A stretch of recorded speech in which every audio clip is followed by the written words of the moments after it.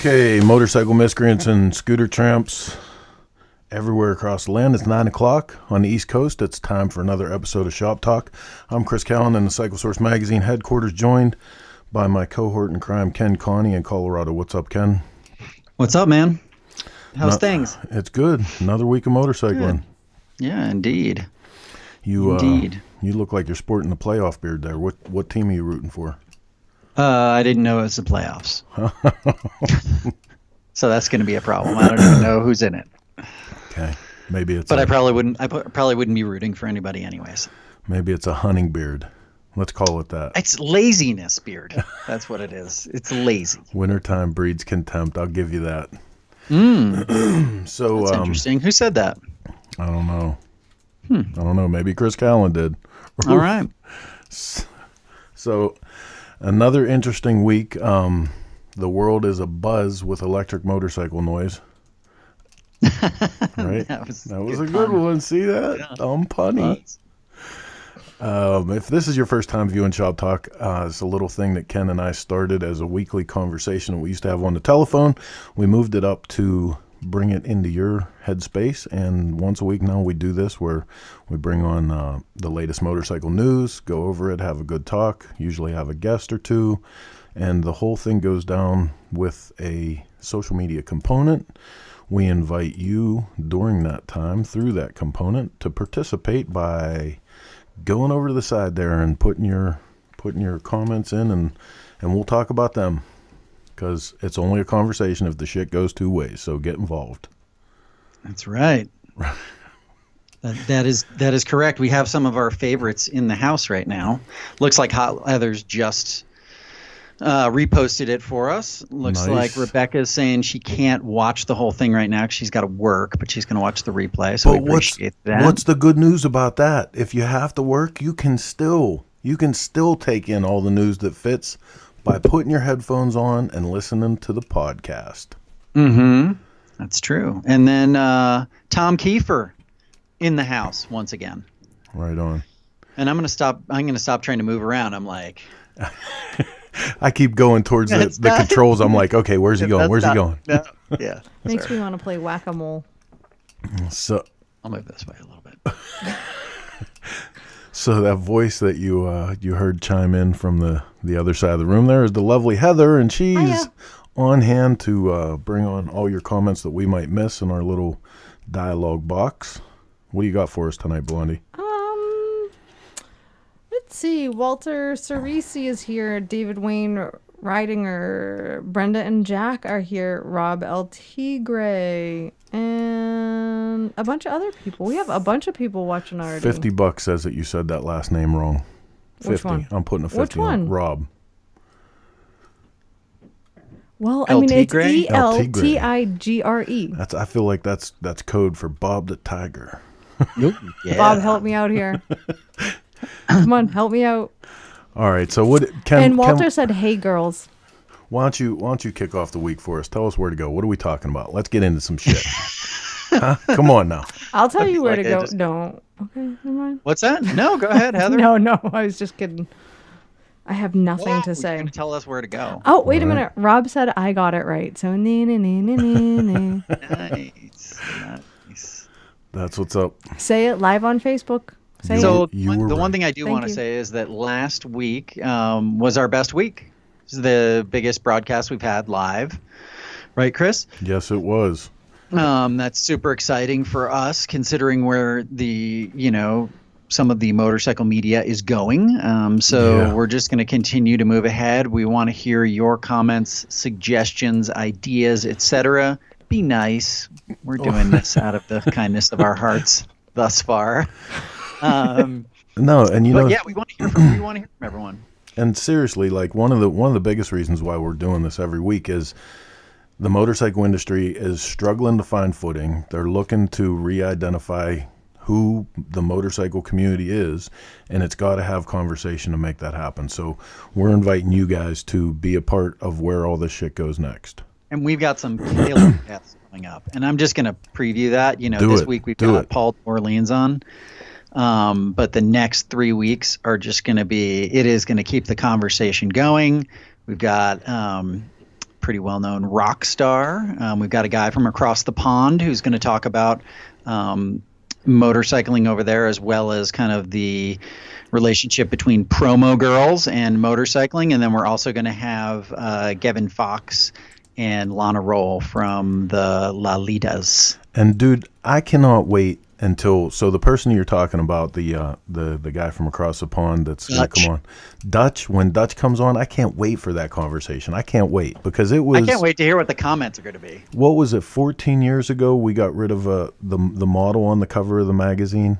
So 14 years ago we stopped putting a girl on the cover of the magazine because it was like, this just doesn't really fit. I mean, it is what it is. But when this year the Motorcycle Industry Council announced that 19% of registered motorcyclists out in the world today are female riders, it's a big flag that's being waved about changing the way that you do things.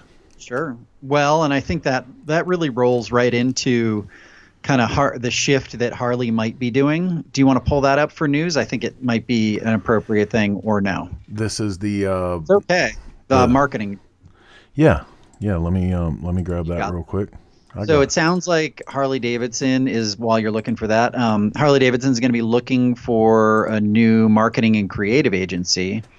And my typical, but I'm trying to be better, Chris, I swear. my typical negative reaction, I'm like a pessimist who really wants to be optimistic, is, God damn it, we're going to go through this again. And then Chris pointed out that we're going to have there are some people at the helm now that are really going to help with that. And I think moving forward, there's going to be some great strides made. Hey, look at that real quick. I just want to say hi to Jackie Van Ham is on. Jackie, next week, when Dutch is on, we're going to be looking for a lot of the women that are out there to get involved in the conversation. So thanks for checking in on us, but for sure be back here next week, because it's going to be a great episode. And going on to what you said there, I think that at the core of Harley-Davidson, if you get to know the people inside the company like we have over the years, there are some really, really like long time entrenched enthusiasts that absolutely love this from the bottom of their hearts. Oh, for sure. So I'm excited. I'm excited at the proposition that they would get some fresh ideas and a new set of eyes to look at what their marketing strategies are. I think it's going to be good for the company. Yeah. Yeah, I mean, I think that at this point there's got to be a little bit of a shakeup, and it sounds like that's happening, and so I think that's really great. So. Yep. So. That's our cue that normally I'm supposed to, before we play the news, I'm supposed to do this a little bit. Oh. I blew it, Ken. I totally blew it. I'm terrible, dude. I'm sorry. You think I would know after however many times we've been doing this that I would just be like, hey, pull that up now. So this is the 90 minutes of all the news that fits as best as we can do it, the best way we can deliver it. Anything that we grabbed on the way into the show. So I think it's important that people understand the kind of effort that we all put into this. Oh, this little program. It's something else. It is something else, and I'm gonna apologize right here on our live broadcast, because I was totally shitty with Chris and Heather right before we got on the air. And there's no need for that. And fortunately, my shitty these days is pretty just like passive aggressive and not awful like it used to be. So I apologize, but it's good. This is the funny thing to mention to people. When this started out, we started doing Shop Talk when Facebook first launched its side-by-side broadcasting. You could do a live broadcast with you and another person. And that's how we started. And now there's 6 computer screens sitting in front of me, dude. An entire mixing board. And I'm like, are you kidding me, right? Like, this is where this is going to. Okay. I've got studio lights and all sorts. Went and bought a new computer. All that stuff. Got a big old Cat 5 line running from the top of my house to the bottom of my house. Ryan McQuiston said he shared Shop Talk, but got a bunch of people telling me they can't see the broadcast. Share the one from the Cycle Source page or from the Cycle Source YouTube page. That's what I realized too. I screwed up. I shared your personal one, Chris, last week because that's the first one that pops up. Yeah. So anybody out there that is sharing Chris's, because it's the first one that pops up when it automatically comes on, you got to share the next one, which is the Cycle Source one. Yeah. For so some it says reason, Chris Callan is live or something like that. I don't know, and then it goes to Cycle Source. For some reason, mine is still my personal site is set to private, which is ridiculous because nothing in my life is private. The address on the subscription page is my house, so. Don't tell people that. He tells people that all the time. Listen. It's really important to know that when this is also where the complaint department is. So if you're down for a trip to northeastern Pennsylvania, Rob mentions that it is code for tiger. So you all got that shit figured out. Nice. So we're both right. Nice. And I owe Ryan McQuiston a T-shirt. Go ahead. He shared our broadcast last week 20 times or something. He must have 50 different pages that he works with, and so he just shared it a ton of times, and we really appreciate that because that stuff really, really helps. And I'm sure it's one of the reasons why our show last week was the biggest it's ever been. So it takes a village. I'm gonna give Ryan some big love right now. So. There he is. That's his shop. And this is the cool little bag of goodies that he sent me. Look at that. I can't say it because your arm's in the way. They're custom cast push rod tube collars. Nice. Right? And he makes these, man. And I seriously want to get these done with the Cycle Source skull on them. So anybody that sees Ryan's name up there, make sure you tell him that you would like to see. Throw some ice in there and bling it all out, right? Right. I love Elvis that you style. think a baggie of motorcycle parts is cool instead of what a little baggie you used to think was cool. Yeah. Listen, your mother's watching this show. Why don't we tone it down? She doesn't Why don't know. we tone it down just a little bit there, Blondie? My mother's been here for almost 3 weeks. She doesn't know. My poor mother. She's watching right now. She is a saint because she has tolerated Chris and I through a deadline and as you can imagine, a bunch Ken, of other... A publisher's office, a motorcycle publisher's office in the Northeast in the wintertime is not the most serene settings that you could find yourself in. Really, dude? Yeah. I figured I walk in your house, there's a singing bowl going on in the background and little wind chimes. Oh my God, some that's incense burning. Okay, well, the No? truth So- is... That's not the case? The truth is, tonight, Heather has her computer on her lap because the little table that she normally has, I whipped that son of a bitch across the room the other day in a fit of rage where I was admittedly unrecognizable. Yup. Yeah, it was... Shit gets deep here. That's all I'm saying. Wait a minute. You're telling me that you're human, Chris? Yes, You I have am. fits of rage? Imagine that. Oh, yeah. It turns out. It was an exceptional one. I was just I think I'm going to go upstairs now, honey. And I just slid out the back door, yeah. Okay, and with that, back to the news. Hey, I do want to mention one thing real quick. If you guys will look down into the corner, if you look into the corner there, you'll see these logos that change every once in a while. JP Cycles, S&S, Hot Leathers. These people are our sponsors. They share the show for us. They help us with products and news. And, just to let you know, there are people that are helping us do this. So please, if you dig what we're doing, help them too. Go check out their sites and tell them that Shop Talk sent you. So I want to talk to Donald Hunter real quick. So Donald Hunter is from Plymouth, New Hampshire. He is also the guy that won the T-Tracker, the Twisted T-Tracker that we built. And we were supposed to deliver that bike to him at Christmas time, but we had a vehicle failure. So hopefully you're going to get that next week, Don. It was going to be this weekend, but Winter Storm Harper is going to... This one's bad enough that they gave it a name. Yeah, so Winter Storm Harper is stopping you from getting that bike this weekend, but I'm hoping within the next week you will have that motorcycle in your possession. Our plan is to leave here Monday with the motorcycle in tow, so... Hang on for just a second, buddy. We're sorry and anyone who owns a Sprinter van out there can sympathize with me. The reason why we didn't go the last time was I got the dreaded 9 start remaining error code on a Sprinter, and that's worse than knowing that you have like a double root canal to go to. It's the worst thing ever. Every time you turn a key on, 9 starts remaining, 8 starts remaining, and when that sucker gets down to 0, you're done. The vehicle will not start. That's it, huh? Oh. Good times. He fixed it, though. He's of course pretty he did. handy. Okay, so back to the news. Yeah. Ducati demonstrates car-to-bike communication system. This seems like it's moving into an accepted reality that we're now going to have motorcycles that are being looked after by technology in cars rather than people, keeping their eyes open and not being stupid. But I think it's good because it gives both, like it gives us the opportunity to have both where we've got, I mean, you saw RoboCop. You know what can happen. What happened to people being accountable for their own stupid natural selection? Natural selection has to come into play. Please. I'm sorry. Yeah. I but think that was true when we didn't have motorized vehicles that are going 140 miles an hour, right?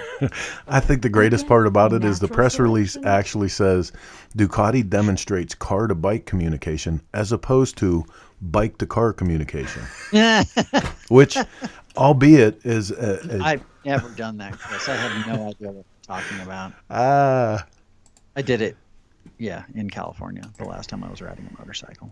So. Chris is not a passive driver. No, I'm not. Hey, at least you don't carry a roll of quarters in your pocket anymore, right?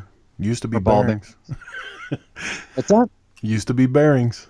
Yeah, nice. Okay, so BMW self-riding motorcycle is packed with near-future tech, and I'm going to play this out the same way we did in pre-show. What does near future mean? Do you want me? Yes, tell everybody. It means in the near future, Chris. Yeah. I wasn't even trying to be a smartass when I said that either. But yeah, I think. Okay.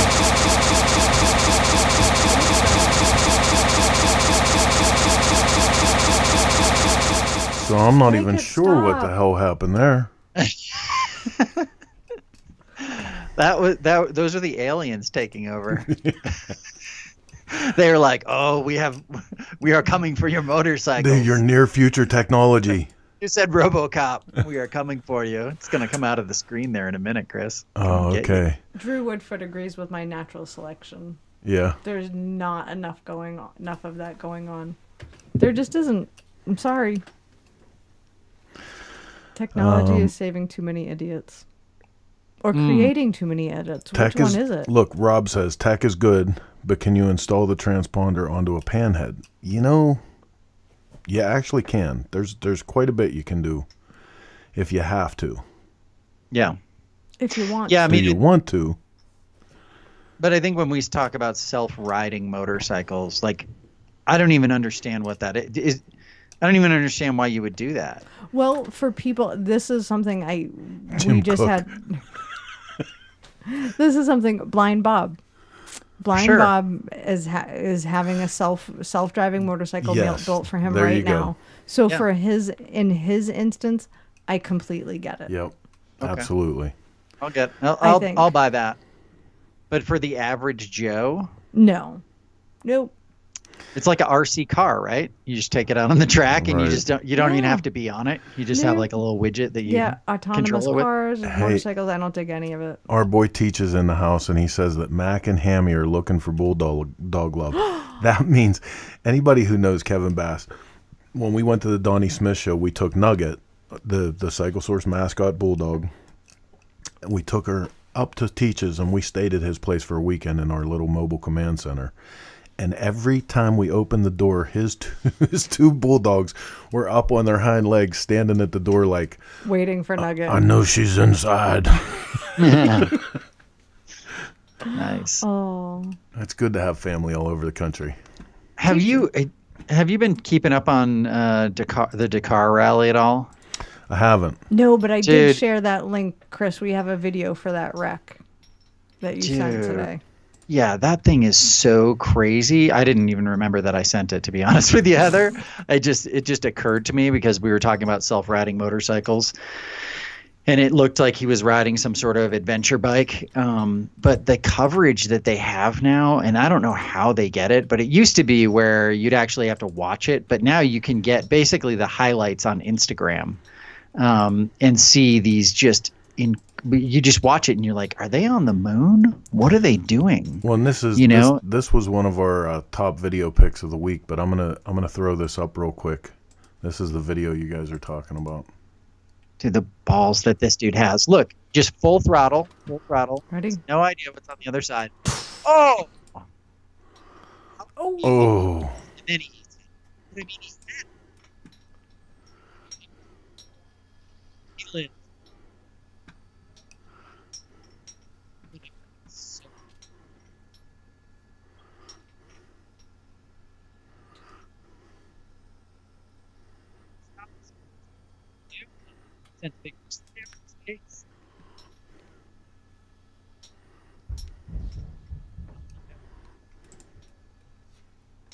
He's hurting right now, though, for sure. Oh. Yeah, that's a rough one. Dude, that's so far. I mean, that's such a far jump. Yeah. Just like into the abyss. Oh, and there's like those guys that do that race. You gotta have balls big enough to carry in a wheelbarrow, because it's like that. You're watching a topographical map and gauging like where you're gonna be, and you know, that's nuts. Yeah, I don't know, man. Yeah, it's not like rally car driving where you've got somebody telling you, you know, 3 degrees right, left, right, left, you know. So crazy. Okay, so before we get into our guest for the hour, we have some product stuff here real quick from the people from S&S. Let's take a look and see what they have for us.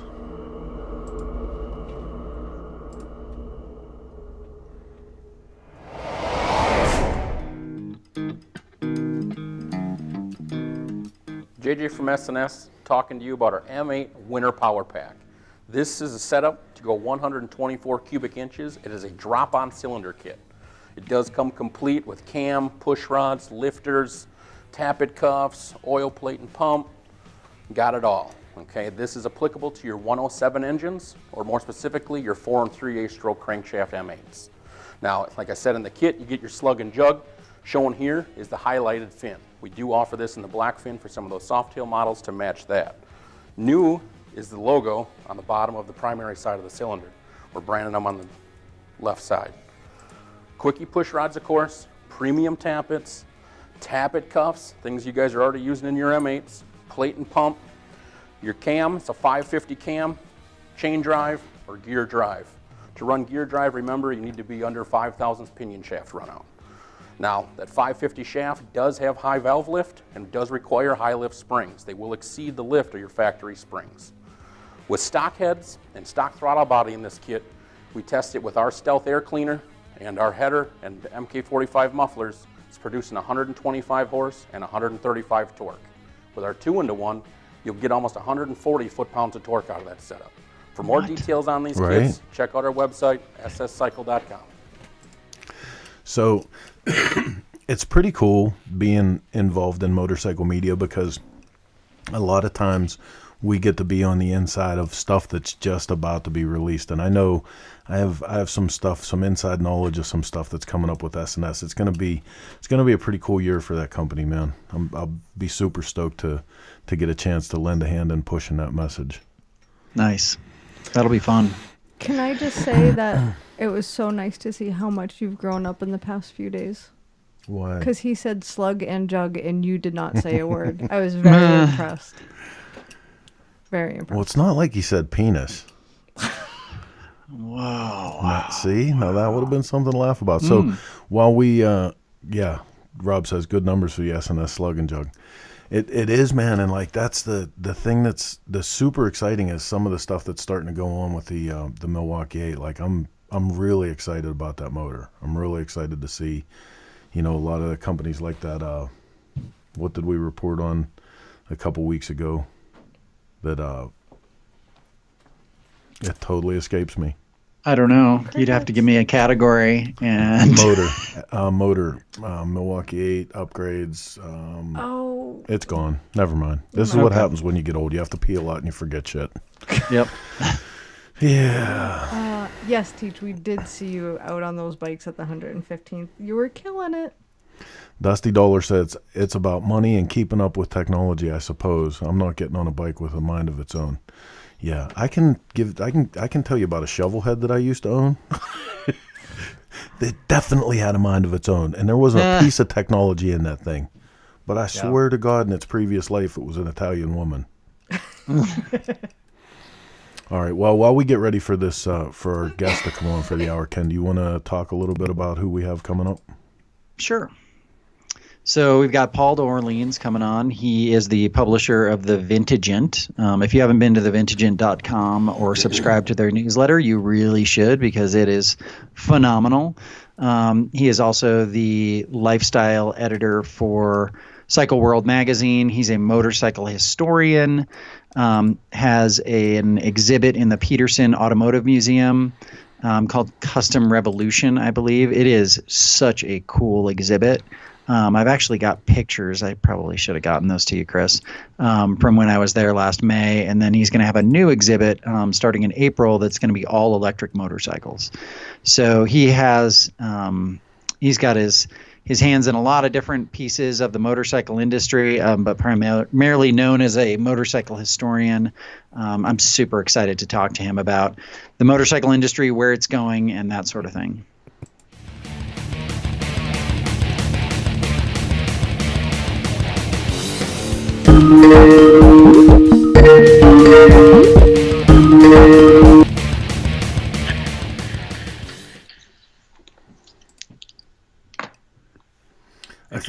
Hey, Paul, how are you, man?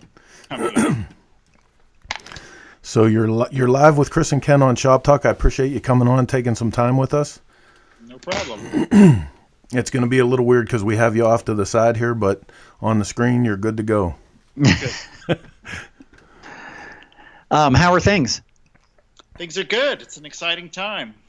It really is, isn't it? That's actually primarily why we wanted to have you on. You know, as a motorcycle historian, I mean, there's so much going on in the motorcycle industry. But can you kind of I gave people a little bit of your pedigree before you came on, but can you kind of, in your own words, kind of sum up where you've been in the motorcycle industry? Holy jamoli. I started out basically as a just an enthusiast and a collector, and in the process of collecting motorcycles from the 1980s, way pre-internet, I needed books to research these bikes that I was really interested in. So I ended up collecting, if you could see behind me, thousands and thousands of motorcycle books. I love it. A man with a library. And I read them. So I ended up knowing a lot about motorcycle history, and started getting called on to write articles about motorcycle history. And I started a blog called The Vintagent in 2006. That was mostly about old motorcycles. But as it developed, I got interested in electric bikes and custom bikes, and things kind of snowballed from there. And I just put out a book about electric motorcycles called The Current with Gestalten. And so really, I think it's a really interesting time to be a motorcyclist. There's so much happening. It is. And that's, I was super excited when Ken mentioned that we had a chance to get you on, because there's so much talk about electric motorcycles right now. And it seems fitting that we would have this chance to talk to you, because for a large part in the American V-twin segment, the reaction has been less than favorable. It's been a super, super stormy sea for Harley-Davidson with the release of the price of their live wire. And I mean, what insight can you lend to this to turn the corner on that? Well, it's like, I think those reactions are based on fear, and there's nothing to fear. I mean, no one's going to take away your V-twin anytime soon. They might, but you might be dead by then. Right. Take a while to phase out gasoline power. Let's just put it that way. It could take generations, but in the meantime, electric bikes are actually a lot of fun. I love old motorcycles. I love singles. I love V-twins. I love early fours, late fours. I ride everything in every decade, and electric bikes have a lot to commend them. They're really simple, but it's their power that's addictive, and if you've ever gone to the top of a mountain and shut off your engine and coasted for miles and miles, I did it recently. I did the cannonball, and when we got to the top of Glacier National Park, summit of going to Sun Road, I shut off the engine on my Breath Superior, and I went 26 miles coasting. Wow. And riding an electric bike is not that much different. It's quiet, and sometimes that's really nice.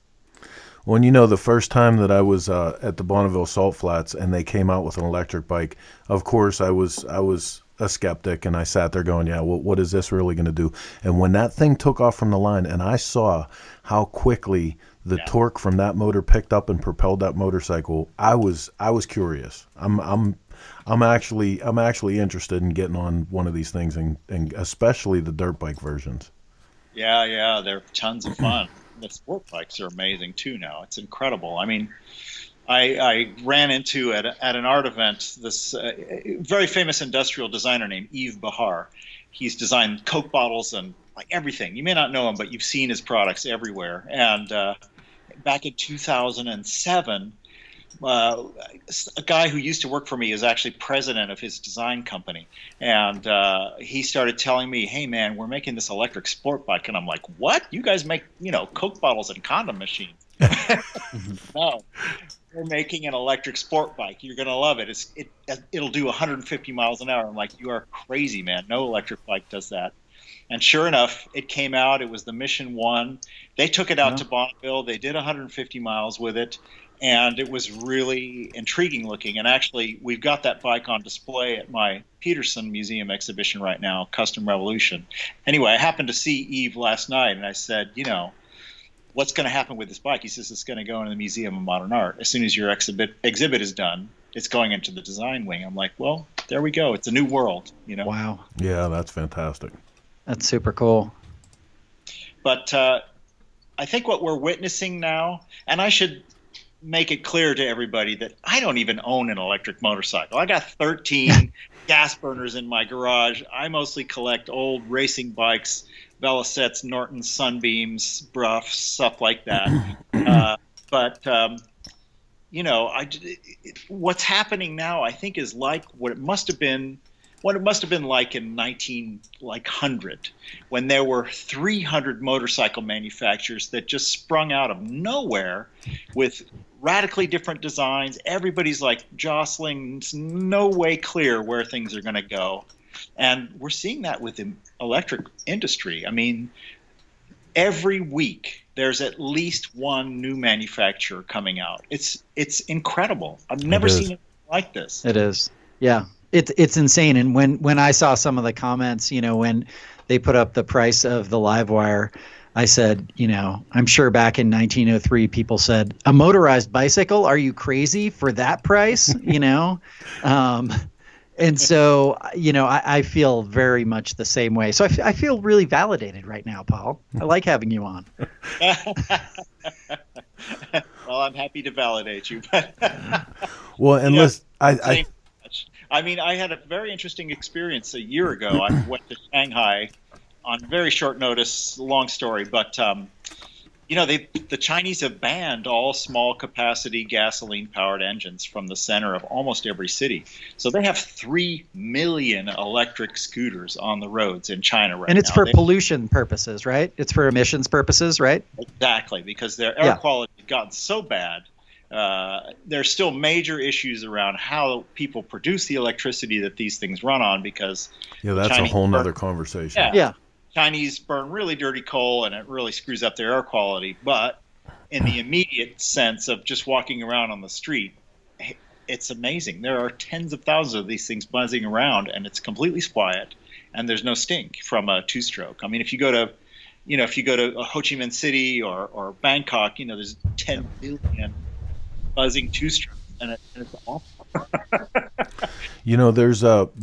There's conversation starting to happen too with with the actual processes that are involved in how they're mining the materials to make the batteries and everything too. And I think there's still like there's so many people that are jumping on and want to take the pro or con approach to all this. It's going to have to be some longer conversations until we figure out what it actually looks like.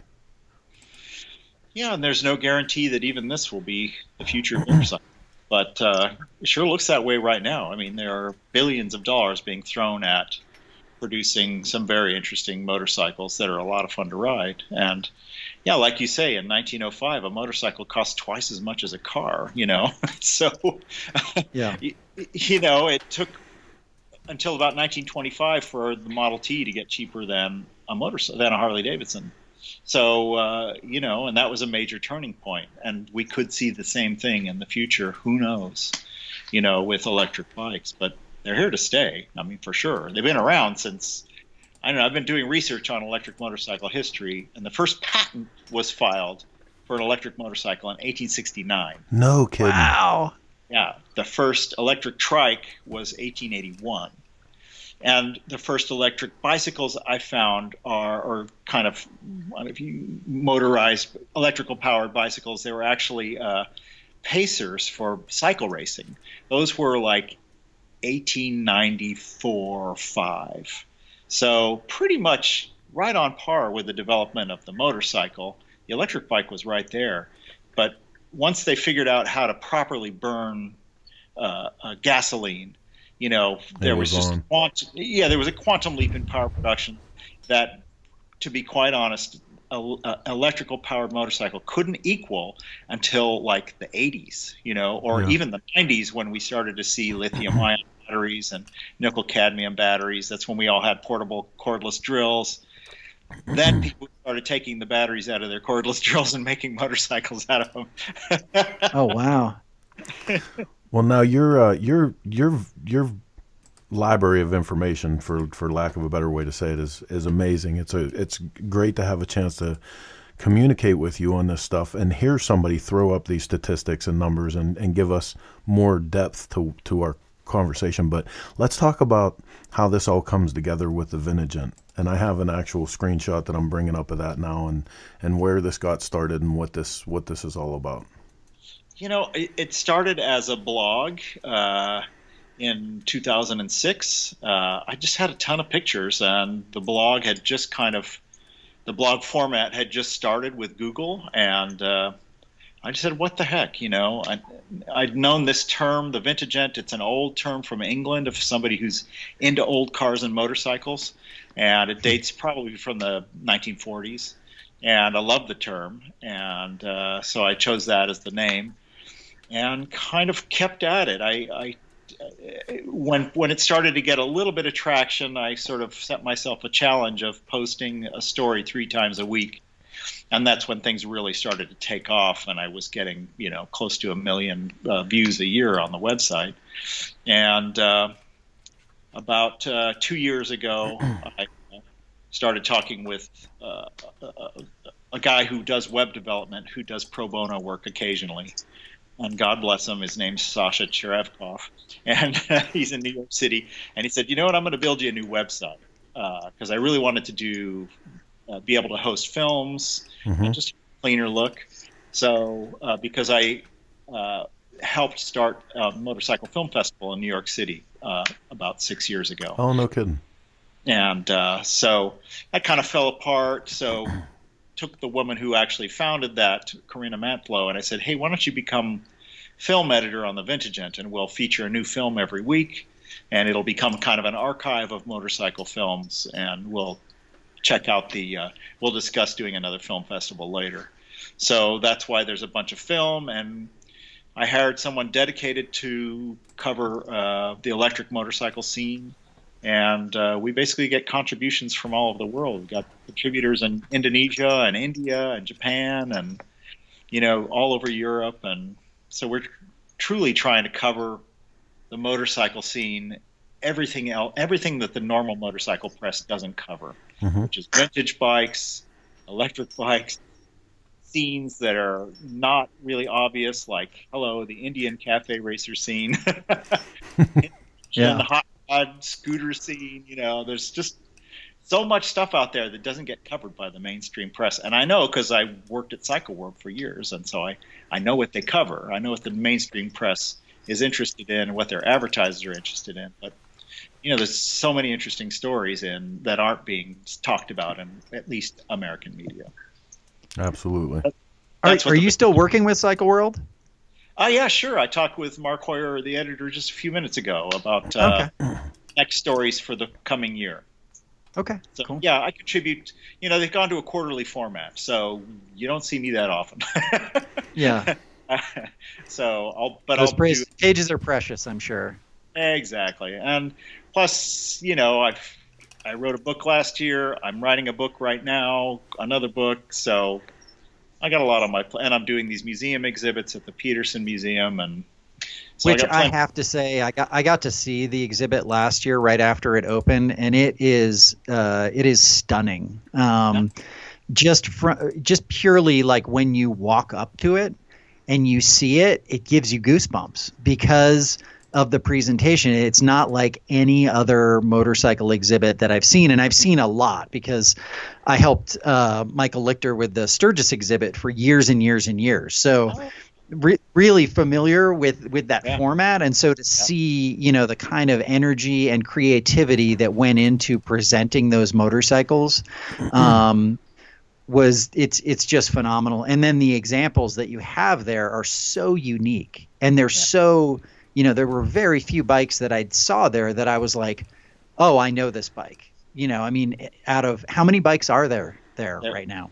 We had 25 bikes. Yeah, there's 22 on display right now. Yeah. And so out of that, there were 4 or 5 maybe that I had known. And I consider myself, a little bit of a motorcycle connoisseur. So I'm like, how do I not know about these bikes? So it's a really exceptional exhibit. I really look forward to seeing the electric one in May. Yeah, that's going to be a real mind blower. That will be the first. So Custom Revolution was the first museum exhibit of, let's say, the new or alternative custom scene that's really sprung up since about 2006. And Electric Revolution will be the first all-electric motorcycle exhibit, period. There hasn't been a weekend show. There hasn't been anything like this about electric bikes. So to have a full-on museum show with bikes from all over the world is going to be pretty exciting. And we've got really eccentric stuff. You're going to dig it. Nice. I would expect nothing less. I would be very disappointed if it wasn't completely eccentric. So, well, and I'll tell you what, too. Please keep us on your editor's list, because any of this information you have, unlike most American motorcycle mainstream media, we post about as much of this as we can. So both in the magazine and on ShopTalk, I want to know when stuff like that's going on, because, like I said, the conversation, adding depth to the conversation is what's going to make this all start to make sense. So please keep us on your editor's list. Yeah, certainly. Yeah, for sure. Yeah, it's like I say, it's an exciting year because with Electric Revolution, we're actually kind of all right. So I co-founded a nonprofit organization called the Motorcycle Arts Foundation, which is basically the sponsoring organization for these 2 Peterson Museum exhibits. We're also working on a documentary right now for the 50th anniversary of Easy Rider. I kind of broke the story in print that a couple of black guys from Watts actually built the Easy Rider choppers, and that was 2009. And I started to dig deeper and got to know Cliff Voss, who was the associate producer on Easy Rider at first, and had a pretty credible argument that he came up with a name and used his life story as the structure of the movie, and designed and built the bikes. And I was able to get tons of verification, and I've even requested his 450-page FBI file. No kidding. He was a very interesting man. He worked, he marched with Martin Luther King at Selma Bridge in Alabama. He did fantastic documentaries on Black Power in the early 60s, and very interesting guy, filmmaker. And so anyway, it's the 50th anniversary of Easy Rider, so we're trying to get together a documentary on his life and his story, which is pretty fascinating, and nobody really knows that much about him, even though he was written about quite a bit in the 60s. Oh, I would love to follow up on that. When you guys get closer, please let us know. Yeah, for sure. That's great. For sure. Yeah, I put some articles on the Vintage Gent a while back, and I did an interview with NPR a couple of years ago about the story and when the Captain America bike, or a Captain America bike, was being sold. That was the whole Grizzly Adams fiasco. It. One of two he certified as being the only one. That's so great. That's so great. That dude's story right there. There's a documentary. Wow. Yeah, that's a good suggestion. Who knows? Yeah, it was a pretty interesting story. That bike went to. I don't know if I'm allowed to say this, but I'm pretty sure that bike went to Paul Allen of Microsoft. Wow, really? Rest in peace. Because a really good friend of mine in San Francisco basically creates all the fine art for the West Coast, right? He works with all the museums. And one day he says, Paul, I just made a crate for the Easy Rider bike. I think you know something about this. I said, oh, yeah? Where's it going? He says, well, I can't tell you where, but it's going to Seattle. I said, well, who in Seattle has $1 million to spend on a questionable chopper? That's a nice way of putting it, questionable. Sorry, go ahead. No, I just said that's a nice way of putting it, questionable. Well, not to throw stones. No. I think that's part of it. That's part of it all. Yeah. Yeah. But I did. One of the guys who helped build the Easy Rider choppers, his name was Larry Marcus, who unfortunately passed earlier this year, said about the whole Grizzly Adams thing. He says, Paul, I've always thought, never trust a user. We were all junkies back in the day. You just have to be careful what they say. That's awesome. Anyway, he had his own. Those stories are actually all in my book, The Chopper, The Real Story, which is where I... Okay, I need this book. You do need that book. I need this book. I have a library that I'm pretty proud of, too, so I need this book. It's still available. I think nowadays you can get it on Amazon for like $35, and it's pretty amazing. It was with Gestalten again, and, I worked really hard. I was not a chopper historian, but the publisher said no one's ever done like a proper history of the development of choppers. So as a historian, it was like, okay, I'm gonna bite into this and see what I can find. And I knew the story about cut downs in the 1920s and bob jobs in the 1930s and 40s, but there was this big gray area. What happened how did things change in the 40s and 50s to get us to choppers? And so digging into that was fascinating, and I found out like several of the people I knew in the vintage bike scene were like major players in the chopper world in the 60s and the 50s. So, they helped me out a lot with information and photographs, and I think the book came out really, the text is solid. I think my info is pretty good. And in that there's the great irony, because you said that a lot of guys that are known for vintage now were the chopper guys then, and they then became the unchoppers. They started searching out how to undo all of their chopping, became the second stage of their career. It's the greatest thing. I always wanted to do a story about that. We have a lot of your fans are coming in on social media and commenting. Joe Sparrow is here. Hey, Joe. Rob is here and says that, was it Paul Allen? Drew Woodford wanted to know the name of the book again, and it was Chopper's The Real Story. And I The just Chopper, ordered The Chopper, one The on Real Amazon. The Chopper, The Real Story. Yeah, it's on it.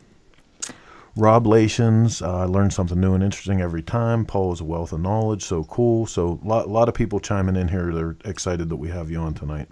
Awesome. So I have a bit of a book fetish, Paul. I want to ask you about a book that I heard is going to start to be republished. Yeah. And it's a book on board track racing. I can't remember who the publisher, but it's kind of like a coffee table book. I've got the car version of it. The only ones that I saw for sale on eBay were like over, I think they were $500 or $600. Do you know anything about that? And it's going to be republished. I have a few books on board track racing, and I have the car version that you're talking about that documents every single board track in the country. Yeah. Yeah, that's the one I'm talking about. And I think there's a motorcycle one that's like, it's got like an era. It's like, the late 1800s to 1940 something. And I actually borrowed it from a library one time. I thought about stealing it, but I just didn't. And I haven't seen it. I don't have that book. I don't. I've heard about it too. It's very hard to find. Yeah. Okay. I heard somebody was going to republish it. I heard somebody got the publishing rights for it. Maybe Don MD. I think that's who it was. Oh, you know what? I talked with Don about that. You're right. He said he was going to be doing a board track book, but I didn't realize it was one that had already been published. Yeah, I think he got the rights for it. So yeah. Anyway, I'll follow. Sorry, I was just thinking out loud, and you just solved my question. Yeah, no, I remember talking with Don about that. Yeah, he does. Oh. Don, of course, won Daytona, and he wrote a great book about the Daytona 200 races, and really great guy, great writer. Yeah, for sure. I just had the privilege to be with Don at the launch of Metzler's new Cruise Tech tire. He flew in late, and it was awesome. Like, there we are having dinner, and I turn, and Don MD is sitting with us. I was like, wow, far out. Because I'm still a child when it comes to stuff like this. I'm still so, I'm a motorcycle nerd through and through. And you got the right job. That's it. Hey, Heather, do we have any social media interaction that we need to know about? Chris covered a lot of it. Actually, Chris Summer-Simmons just chimed in. She says, hi, Paul. Hey, Chris. Chris rides with us on or I ride with her on the motorcycle Cannonball. Yes. Let's see. I did post a link to the Chopper, The Real Story. However, while you were talking, I ordered the last copy on Amazon. That's my wife. I love you, baby. Awesome. You're right. Now, there's actually many different vendors selling it, and you can still get it from Gestalten, although I think they are really close to selling out. They only printed 5,000, and the last time I checked, which was 2 months ago, they had sold 4,638. So not many left. Well, that's great. So our copy will be here by the 22nd. I did make that purchase while we were talking. And by the next time we get a chance to run into you, maybe about the next documentary, I'll have a full knowledge of this book, and we can keep the conversation going. Oh, that'd be fantastic. Yeah. My next book is for motor books. Actually, I did a book. You were talking about Michael Lichter. I did two shows with Michael Lichter too. We did a co-curated. One was called Ton Up. It was a cafe racer exhibit, and then I did the next year, which was Built for Speed, But the Ton Up actually became a book for motor books, and we used Michael's photographs from the show and my text, and that led to a pretty good relationship with motor books, and the book sold quite a few copies and was reprinted in French and German. And so now I'm doing a similar book, but it's about, I call the cafe racer syndrome like a subculture of speed that actually existed from the first time you put a motor on wheels, because there's a certain kind of rider that gets a look in their eye about going fast. Yep. The people that, when they bought an Indian in 1910, they dropped the handlebars, or they put racing handlebars on it, or when they bought a bike in 1925, they dropped the handlebars down, and you can always tell that kind of bike. And later on, it wasn't until the 50s that they were known as cafe racers. Now we throw the term around a lot. Yeah. It's anything with clip-ons or drop bars, basically. But people haven't quite got that. This is the whole story of motorcycling. There's a deep thread of cafe racer style, and so this book discusses like that fantastic, never before photograph built in the teens and in the 20s and in the 30s. There were road bikes, but there were cafe racers. Where these people hung out, I found out there was like a cafe racer hang out with cut downs in 1926 in Santa Barbara. Like, got pictures of the restaurant and the bikes. It's like really, really cool. So it's fun to have this story, this book that's going to show the whole arc around the world, every country, in the fast bikes, Australia, France, Germany, Spain. Pretty. I'm super excited about it because I've been collecting photographs as well as books for years. it's nice to be able to use a lot of the photographs. Were never published, And that's one of the things, like as a member of the motorcycle media, that's one of the things I have to say is, regardless of how great all this new technology is, the social and how quick everything travels and how we have access to so much stuff, and even as a photographer, you can make sure that you're always getting the shot. It's right there in front of you. But one of the things that we've lost is the B-roll. And somebody in your position has to appreciate that more than almost anyone. The B-roll is where some of our greatest imagery ever came from.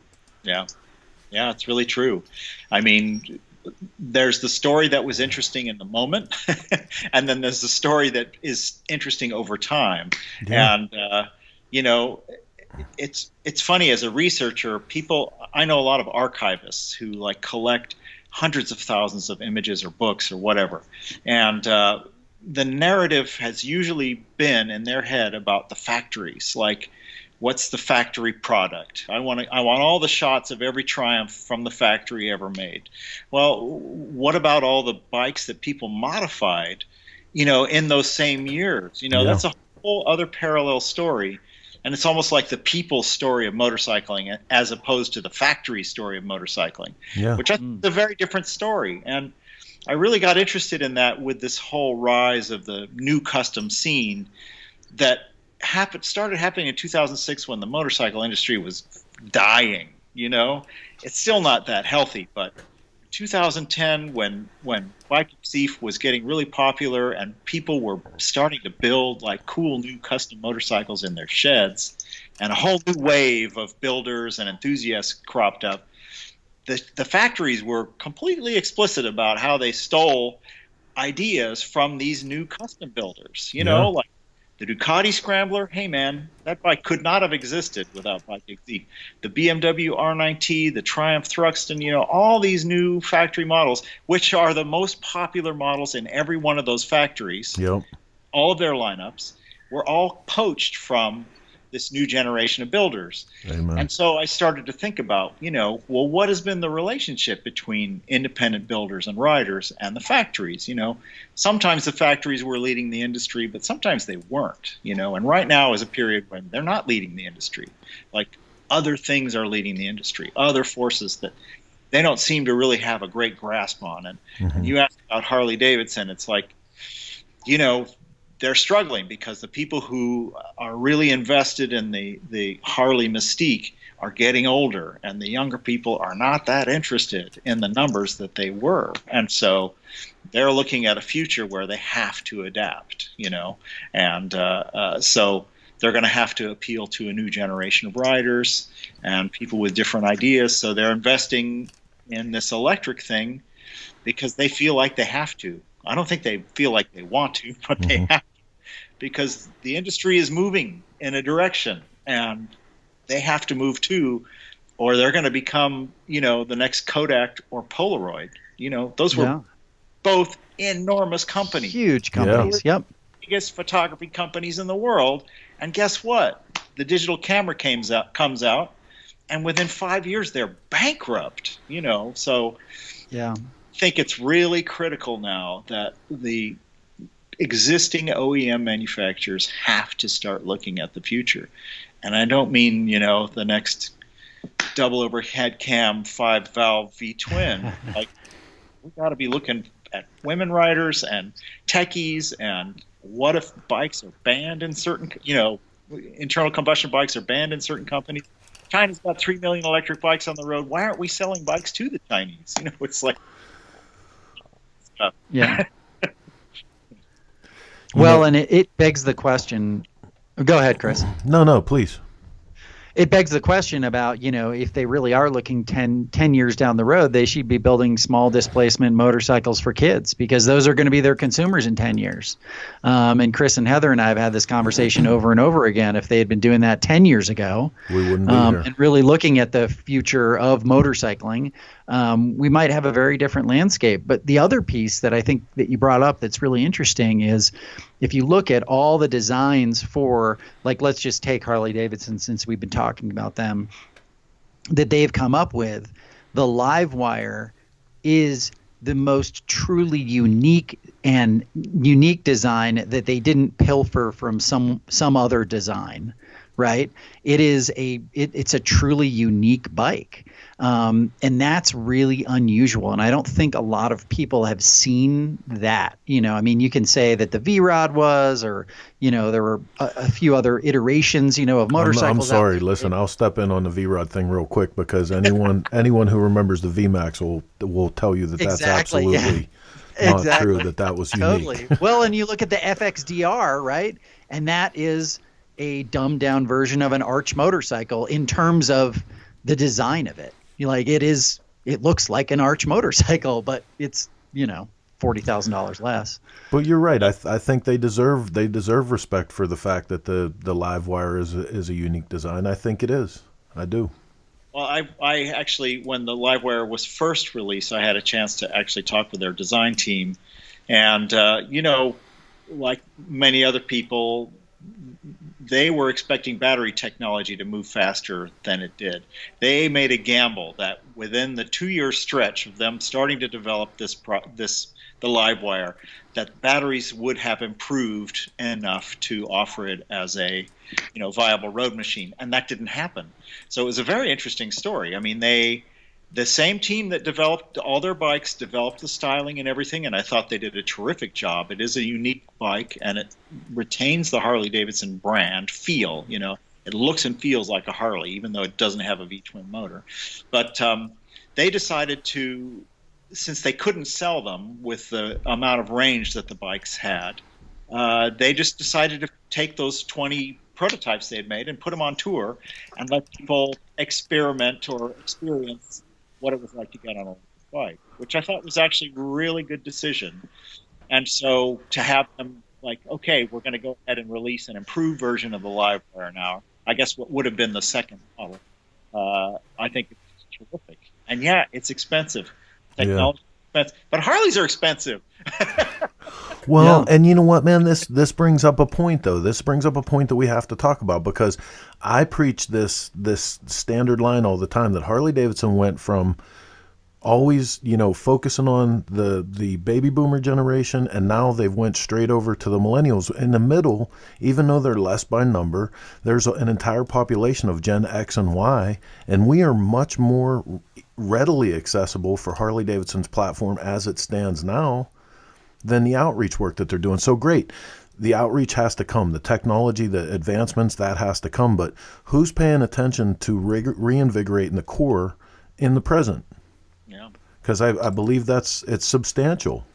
Yeah, I think you're right. And I think the point about young people, too, is huge. I mean, Harley-Davidson back in, 1960 took a 50% stake in Air Mach-E, and that's when they had tons of fascinating little 2-strokes and 4-strokes that they sold that were 250, 125, 350, that were targeted at beginning riders, and they were very successful. And they actually, by the way, won their only World Grand Prix championships with those Air Mach-Es. Right.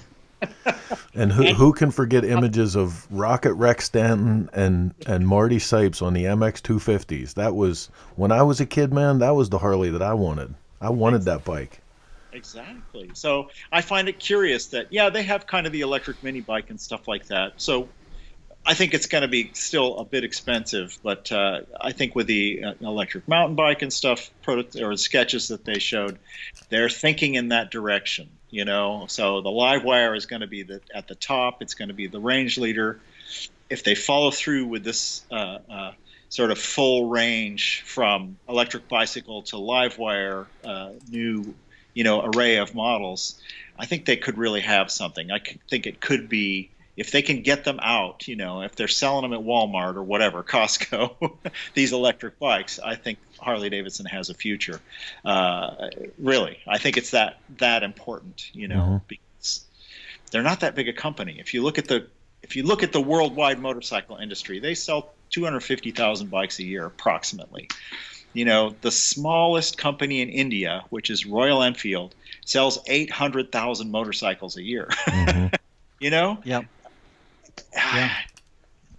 They're bigger than Harley-Davidson, BMW, Moto Guzzi, and Triumph, and KTM. And Ducati. Combined. So, well, there's obviously a huge potential market out there that Harley-Davidson and other countries, Triumph or BMW, they really have to figure out how to get in there. Here's an interesting comment, and we've talked about this before, coming in from social media from Rich Petoniak. HD should have put the V-Rod engine in all their touring bikes years ago. 130 horse, liquid cooled and fast, reliable. HD should not have dropped the V-Rod engine. The only problem with that, and I was the person, remember this, in 62 hours on a bet with Paul James, I took the V-Rod muscle from coast to coast when it first came out, which was awesome. I couldn't walk right for a minute, but the one thing I learned about that is if you put that bike into a touring chassis, because I had a ton of gear with me, right, I don't think that the motor configuration and the torque delivery was at a point where it could handle a touring chassis, and I think that's why they never did it. Interesting. Yeah, I don't remember the torque figure on the rod at one, but I reckon it would be higher than like a traditional V-twin. Even the CVO 4-valve models, the torque curve would be higher than a big thumping traditional pushrod bike. Yeah, they were. It was a high rev just in its stock trim. It was a high rev on pull out. Yeah, I've ridden a few V-rods. I enjoyed it. I like the power curve on them. Yeah, 110 all day. What's that? I said it was 110 all day. I mean, they go. I was a fan. Yeah. I was actually pretty resistant to the Harley-Davidson Mystique for many years because I had a traumatic experience when I was young. Some Patch Club guys broke into my house and robbed my sister and brother at gunpoint and Stockton. I grew up in Stockton in the 60s. Right? Wow. It was the murder capital of the USA, and the Patch Club guys were freaking scary. Yeah. And that experience really kind of turned me off of Harley-Davidsons, actually, and I just got into old British and German bikes. But, as I sort of later got into antique bikes more, and I started to ride some older Harleys and stuff, and they're awesome, It's like I got to ride a 36 Knucklehead over the Rockies a few years ago on the Cannonball. It was brilliant. Right on. So, I'm not throwing stones at the Bar and Shield by any means. I'd like to see them prosper, for sure. For sure. Yeah, definitely. Well, I know we've taken up a lot of your time. We really appreciate, you've been on for 45 minutes now, so we really appreciate you coming on. We hope we can just keep in touch with you, and you let us know kind of what's going on your end with the Vintagent. We frequently kind of post your news stories and stuff up here weekly, but it's been great having you on, definitely an educational process, so we really appreciate you taking the time and coming on with us. Cool. Maybe we can run a camera around Electric Revolution after it opens. That'd be fun. Absolutely. Yeah. I would love if we could do that, please. Yeah. I would love if we could. Well, we will be out there in May because we're going to be doing the Why We Ride to the Quail, which, if you don't have anything going on, Paul, it's a really fun ride. Well, so I've emceed the Quail for 10 years, so I'm usually a little bit busy, like on the run-up. But actually, for sure. This year it's the 100th anniversary of Bruff Superior this year, so we're going to have like a pretty big lineup of Bruffs at the Quail. Right on. Well, we'll definitely shake hands when we see you at the Quail. For sure. Great. Well, thank you so much. Thanks for being here, and please stay in touch with us. Yeah, my pleasure. It's great to meet you guys. Take care. All right. Thank you. Thanks, Paul. Bye-bye. That was great. That was a great talk. That's a lot of fun. Yes, what sir. An I knew amazing it was going to be a good time. Right. I sent you a bunch of pictures of the Peterson. Not that you're going to be able to put it up now, But we'll try to get some pictures up of the Peterson exhibit. It was an article that I had started to write, but it never got in. So we'll get the images up for sure on social media so people can see it, because it is an impressive exhibit for sure. Well, and this is what we'll do. I'll make the commitment to this, that after the show comes off the air, we'll put together a photo gallery of that, and I'll launch it on all of our social media so you guys can check out the Peterson deal. Yeah, it's cool. It's cool. He's such a wealth of knowledge, Oh, my God. It's so fun to And hear, fun, especially too. about the electric motorcycles and everything and all the history. That's so great. And fun, too. Like the one thing that you think when you sit there and you're like, okay, motorcycle historian, like this can go one of two ways. Like this guy's either going to, it's going to be a lot of fun, or it's going to be dry like wallpaper paste. Exactly. He's going to have a smoking jacket on and be, yeah. No, not at all. He was that fun. So great. He was fun. So some comments coming in. Super interesting. Listen to Paul from Mike Yorko. Ken Sobecki said 72 pounds foot at will for V-Rod. I guess mostly what I was trying to say was the amount of torque versus delivery as it was pulling out. They were the spin up. Yeah, it was super hard to pull out with those just in its stock trim. Like if you packed a bunch of touring equipment onto that, it would have definitely been harder. Kevin Teach Bass, awesome interview. Chris Summer Simmons, see you in Vegas. Paul Rick on Facebook, this is exactly why I tune in. Well, thank you, dude. This is why we do it. Absolutely great conversation. Real quick, before we get back into our regular program format, we have some tech stuff that I want to get into. We're currently back in the garage for the winter. We're building a new bike for the good folks at Samuel Adams, who have their brand, the Twisted Tea brand, and for 2 years in a row we've done a motorcycle for their sweepstakes that they gave away. We're delivering the last one next week, like Heather told you, and the next one coming up is in process. So here we are. I'm going to give you guys a little insight on what's going on with that. Here we go again. This is Chris and Mark, Greasing Gears Garage. More presently, Flatbrook Chops and Rods. We're tearing apart another sad stock-ass motorcycle. You guys can tune in to a slurry. So remember those wheels? Yeah, so ugly. From now until Daytona, right? Until we make this thing into a Cholo for Savannah Rose. It almost is going to be a Vicla. But in the meantime, I figured Billy. Right? Silly Billy. Oh, Billy. Silly Billy. Okay, so here we are, an hour poof, later, just like that, it's a cool Softail. Successfully completed another episode of this old Softail. This torn apart Softail. And we've stripped a suitable amount of the ugly off of it. And also found out that there's A motorcycle under all that. First off, from here we're waiting for an ignition module to come in because gotta run. the ignition on this one was toast and we want to hook it up to a bladder. And Oh, you said bladder. Bladder. Oh I boy. got pee. We just talked about getting older. Here we go. Bladder. And What a couple of dicks. then we can get the motor out of it, get the tranny out of it, strip the frame apart.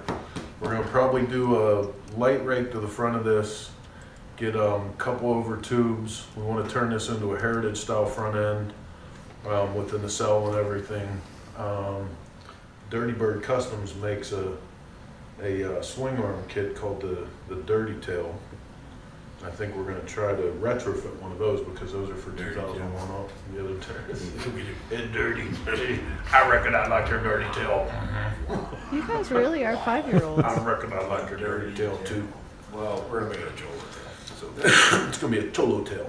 it's gonna be the Cholo tail. So we got 7 weeks till Daytona.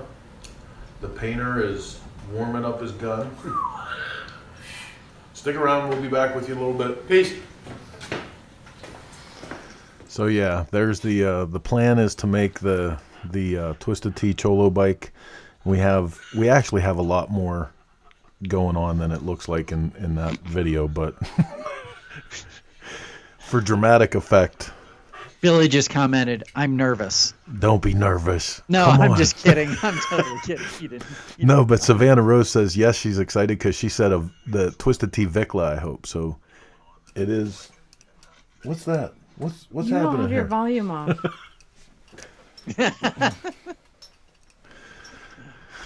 Okay, so that's the Twisted Tea bike. That's the plan for that, and we have 7 weeks till Daytona, and yeah, we're on track. So let's take a look at something new that we have here.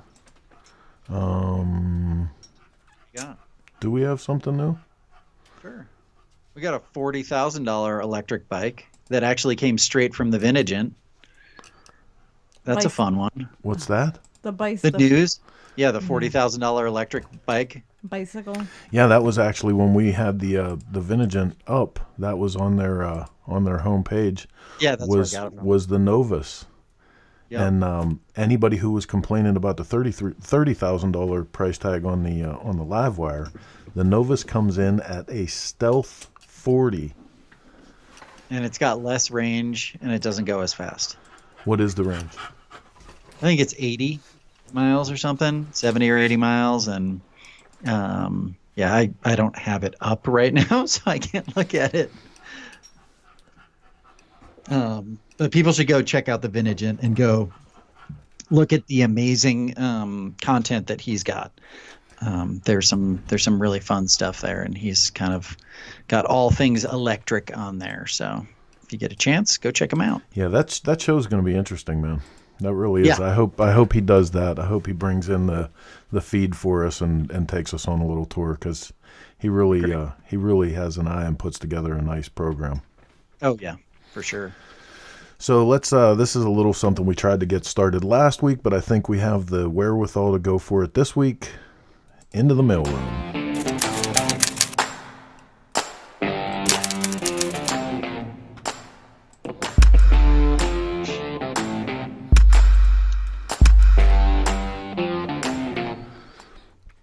So from time to time at Cycle Source Magazine headquarters here, we do get letters in, and I figured one of the best ways that we can deal with that is to just bring them right here on the show and tell you that it matters. When you take the time to write, we'll take the time to read them. So this in from Mike Swanberg. Chris, thanks for taking the time to say hello to me and my wife Terry yesterday at the Motoblot show in Chicago. Been a big fan of your magazine and what you and Chris do for the vets. Other than taking the time off when our kids were young, I've been riding motorcycles since I was 18 years old. Love the sport and the culture. Your magazine inspired me to buy a 1971 FLH last year. I'm currently putting it back to its stock configuration and have attached a photo. I love riding and working on it. The two seem to go hand in hand with shovel heads. I also have a 2012 Ultra Classic that I use to travel with my wife and friends. So far, I've racked up over 62,000 miles and have hit all but 14 of the lower 48 states. Eventually, I'll get to all of the lower 48. I'd love the opportunity to buy you dinner and a beer if you have the time when you're in the neighborhood the next time. And this motorcycle right here is what my man is talking about. And I would love to put this in our magazine. The event that he speaks of, Ken, Motoblot, I don't know if you've ever been or if you remember us talking about it last year.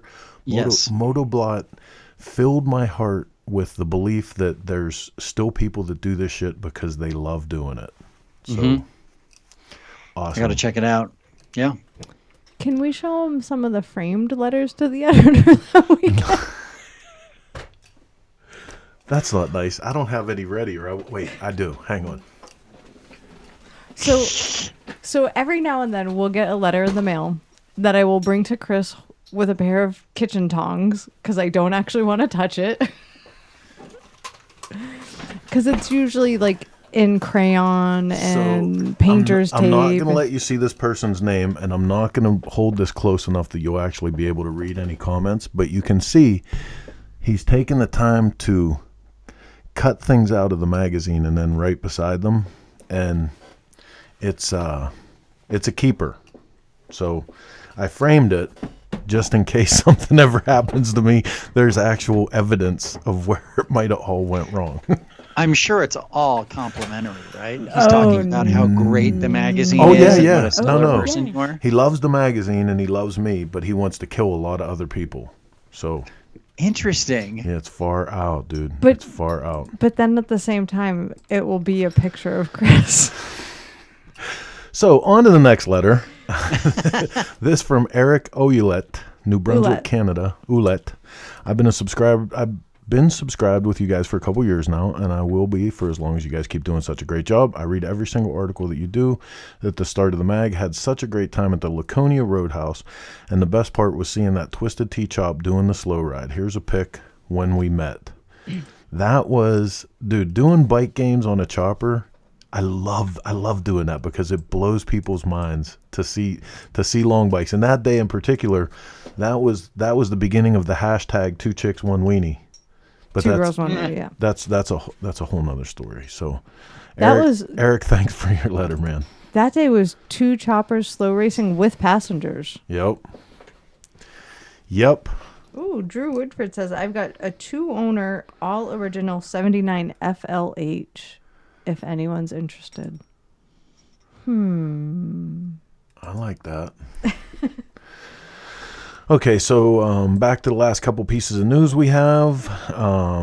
Yamaha jumping in on the action of the smartphone motorcycle tuning apparati. This is something that you guys will be familiar with from the V-twin industry.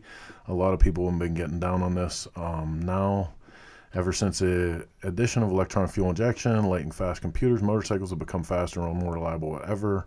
Basically, from Digital Trends, they're announcing that the Yamaha 4-stroke dirt bikes are now tunable through an app on your smartphone. Which begs the question, what the hell is going to happen someday if the computers decide we're too dumb to be here? Oh, there's some weird stuff that's happened with computers and artificial intelligence, like them actually coming up with ways to solve problems that are not that are programmed into them. What was somebody telling me about the 2 computers that they put together and it started on a fuzzy knowledge, and they started communicating to each other, and before they realized that these 2 computers had developed an entirely different language. Yeah, totally. And and it took off like crazy. No, really. Yeah, and they shut it down. And they shut them both down, unplugged both of them, and they're terrified because that's like a movie. That's like science fiction shit movie. Really happened. No, that shit really happened. Oh yeah. Well, do you guys know about the robot that that the Department of Defense made, and it survives on human flesh? What? Yeah, that's how it okay. lives. This is a bad idea. Well, they say biomass is what they say, so it could eat grass, but it could also eat a person. No. What is wrong? Go Google that stuff if you want to get creeped out. It's a great way to get creeped out. No, thank you. Okay, so just like we were talking about earlier, the Harley-Davidson Livewire has been met with, at the very least, mixed reviews. There's the Motley Fool, which we turn to for sometimes regular news and sometimes batshit crazy news, has a story up. No juice for Harley-Davidson's turnaround. Livewire is a non-starter. Investors who waited for years for an electric motorcycle that could change the company's trajectory will be disappointed. And Ken, the thing that pisses me off about this is that it's not based in any fact. Yes, it's based in a lot of people that are on social media, and the general consensus from what we see, right, is that there's not a huge amount of interest in it.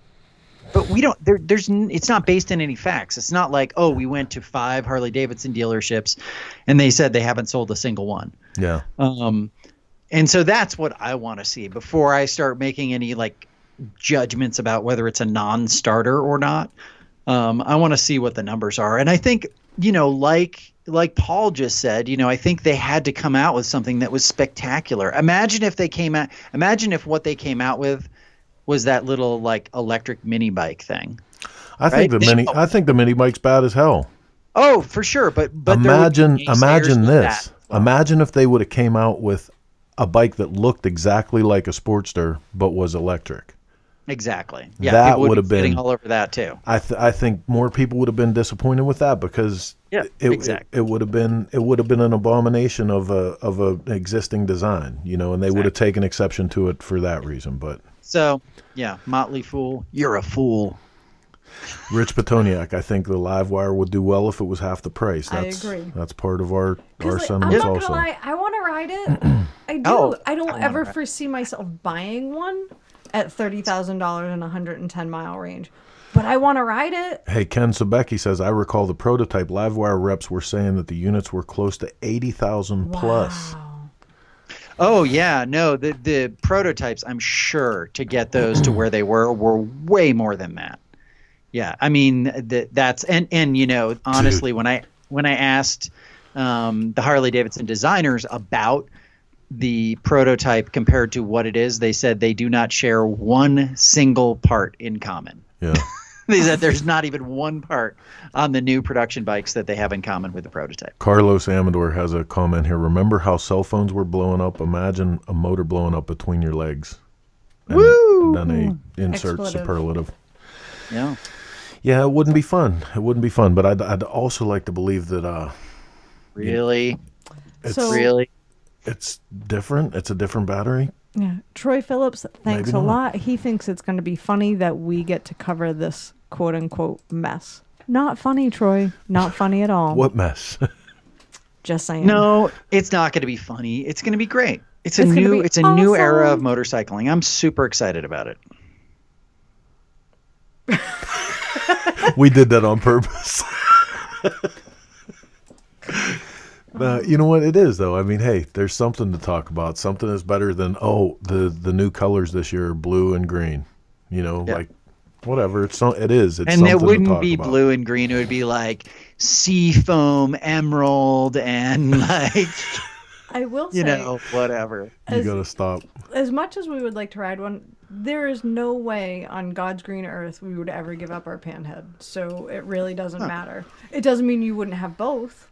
Yeah. Hey, listen, like I said, I'm excited about the little mini bike. I will have one of those for events. I will have one of those. You mark my words. That thing's badass. I like mini bikes, though. We race them. Yeah, I mean... We need 6 of those. If anyone from Harley-Davidson is listening, we have mini bike races. We need to race those mini bikes. Yeah, 2021 or something. Right? They're coming out. Yeah, forever. Okay, so one more piece still in the news. One more piece. It's so good, too. And this is riding a motorcycle, improve metrics of focus and decrease stress biomarkers, according to a new neurobiological study. This in from Harley-Davidson and a little accompanying video. Let's check this out. Oh, yeah.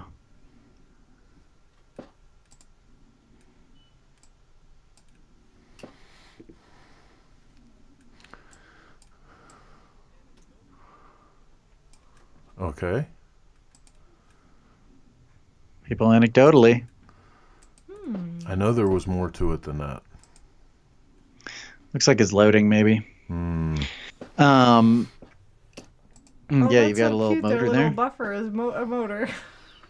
That's pretty funny. So the gist of it is they're saying that motorcycle riding is good for your mental health. Yeah.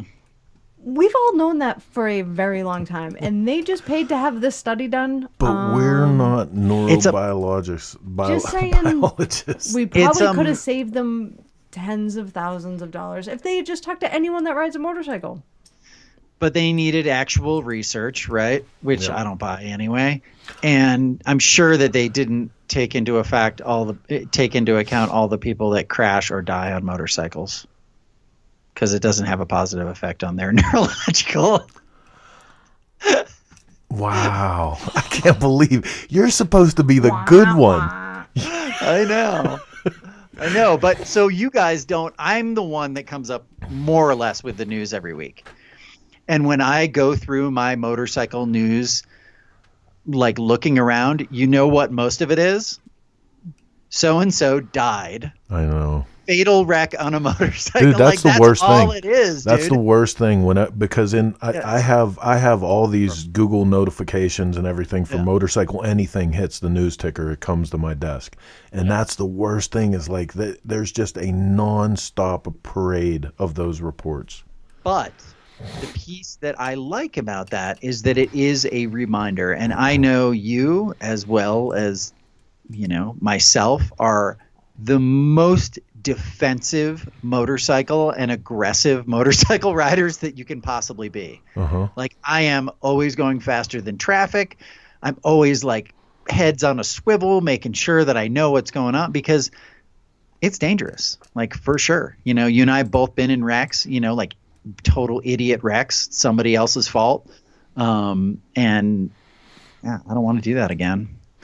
Ashley Woodford wants a race on mini bikes if we get them. Of course she can. AMF Hardly made golf carts. Maybe this time they make dishwashers and riding lawnmowers.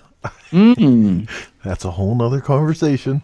Oh, now I see Rich Petoniak wants mini bike races in Laconia this year. Yep. Well, we're going to be at Gettysburg. There's going to be some mini bike racing going on for sure. And right here, exclusive, they just announced their Saturday night band. Can I get a drum roll, please? Queensryche. No kidding.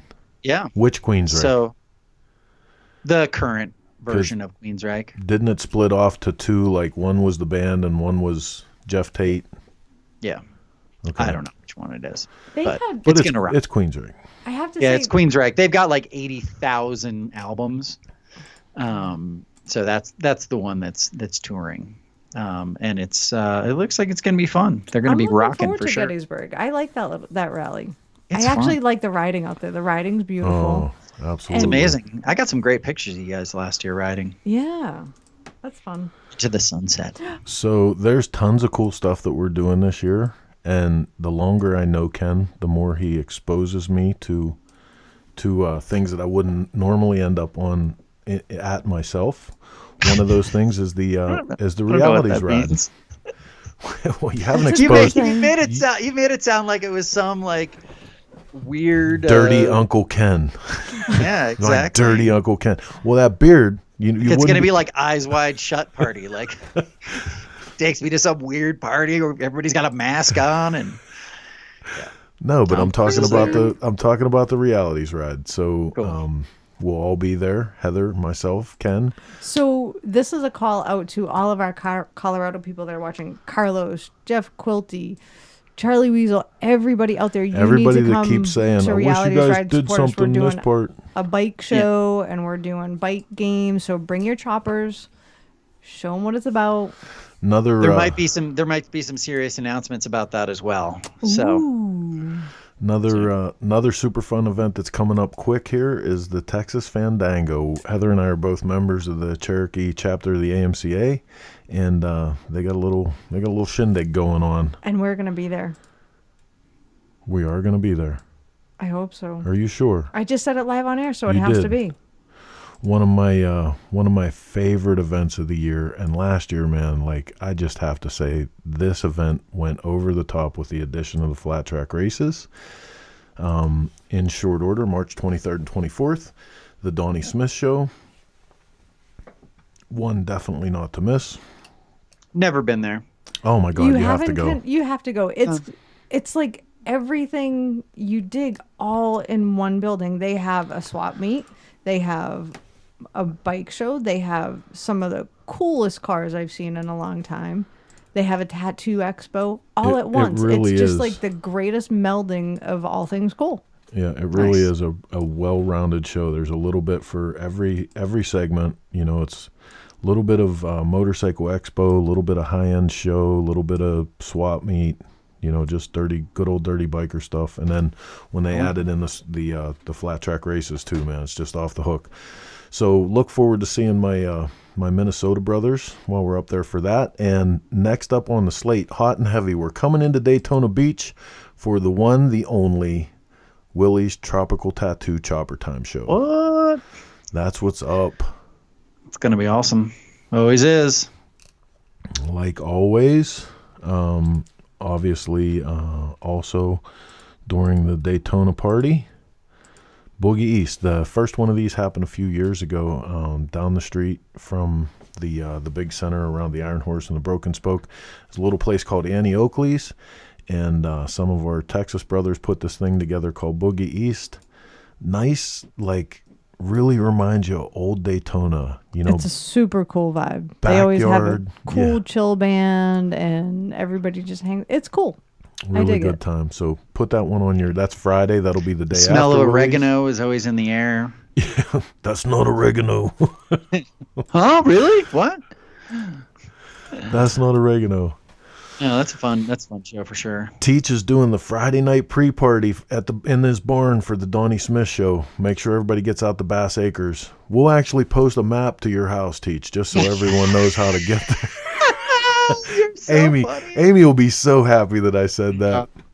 Just bring your red plastic cup. We'll have the keg.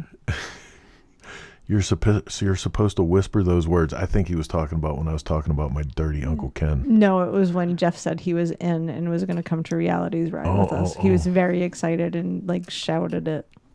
The Donnie Smith show is where Ashley and I told her family we got married. Drew Woodford, no kidding.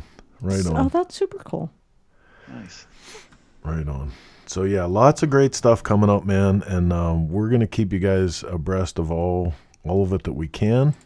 In the How many shares we got so far?